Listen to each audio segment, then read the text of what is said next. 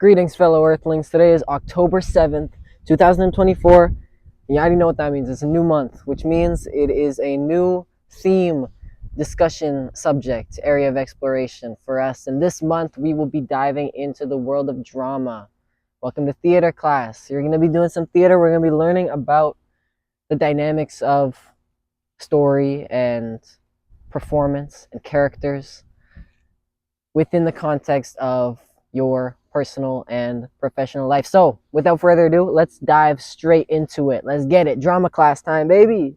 So, for a long time, the mask has been a symbol of identity. It is the tool that the performer uses to step out of themselves and into the role of the character. A mask can exaggerate or reveal or conceal or transform certain elements of a person into someone entirely different. And so in society, this is no different. We wear the masks of our identity, of our opinions, our beliefs, in order to form the matrix of who we believe ourselves to be, this character that we play in this world of life. On the day you're born, you're given your first mask, which is your name. And as you grow, you learn that you can add or remove or change certain elements or even discard one mask for another altogether.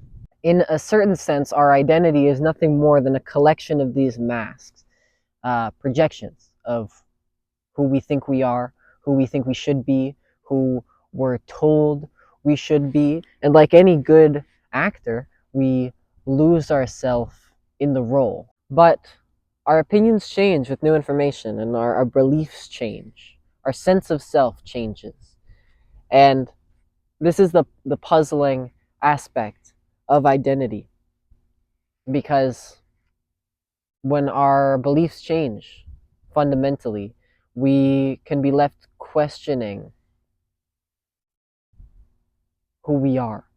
And with this experience comes the realization that while these masks can shape our identity, they don't define our identity.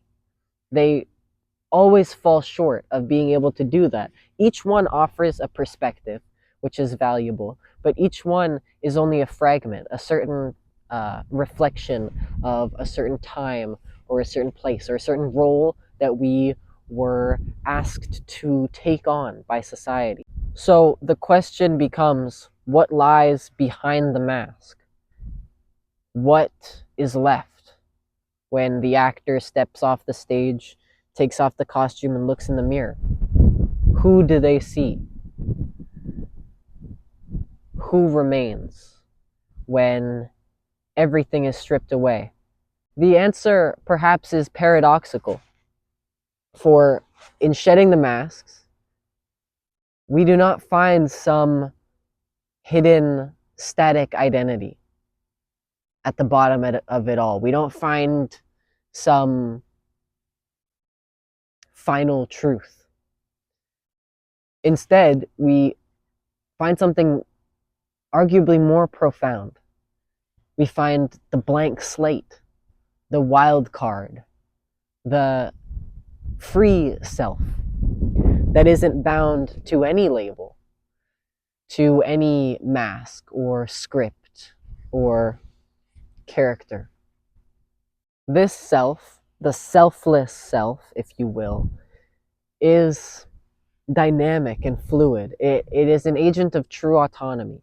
It's able to flow between roles without attachment because it is simultaneously all of them and none of them. The selfless self is the actor who has realized that they don't have to play a part because they have realized that they are the director, they are the story, they are the stage, and they are the audience all at once. So this is what I want to leave you with. When we become the wild card, we become free. Free to explore, free to be present with the truth rather than imprisoned within a narrative or a role that was imposed onto us or that we came to believe that was the role that we had to play. When we become the blank slate, we're free to choose. We're free to be who we want to be, just in any given moment. The freedom to play, to experiment, to explore the vastness of the potential that's within every one of us as no one, because that's the only way that you can actually be free to be anyone. That's it. That's really what I want you to take home with you and to let it steep in your brain, is that when we operate and engage with life from this place of no mask, of no role, we're no longer just along for the ride of life. We're no longer actors forced to play roles in a predetermined story in which we're defined and confined to be these certain characters who act this certain way in this specific narrative. When we become the wild card, we become the creators of our own experience. We get to weave the narrative. So, in the end, the masks we wear are not the enemy. They are actually very valuable tools to express, to come to know, ourselves in different ways, and to illuminate or highlight different parts of ourselves. But they aren't ourselves. They are characters. They are costumes. And what I want you to realize more than anything is just who you really are is so much more expansive and free than anything you could name yourself as. The truth of who you are that lies beyond all of the ways that you have come to know yourself through identity is something that fundamentally cannot be communicated, because to do so would be to put it in a box and to try and outline the edges of something that doesn't have edges, because it's the expansive, endless potential that could become anything. And that's what you are. You're not, who you think you are. You're more than that.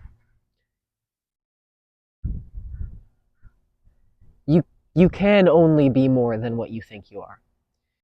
Any name, any definition is trying to put infinity in a box, and that's just fundamentally impossible. All right, that's it. But I'm just going to say one more thing, and that is that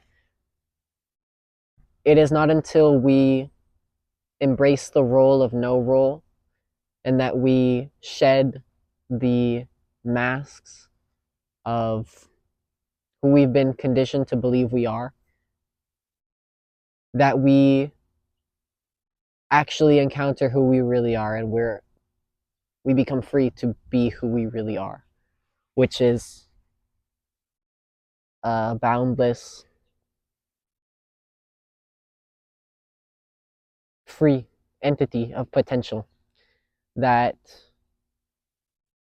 is able to engage with the world without limitations.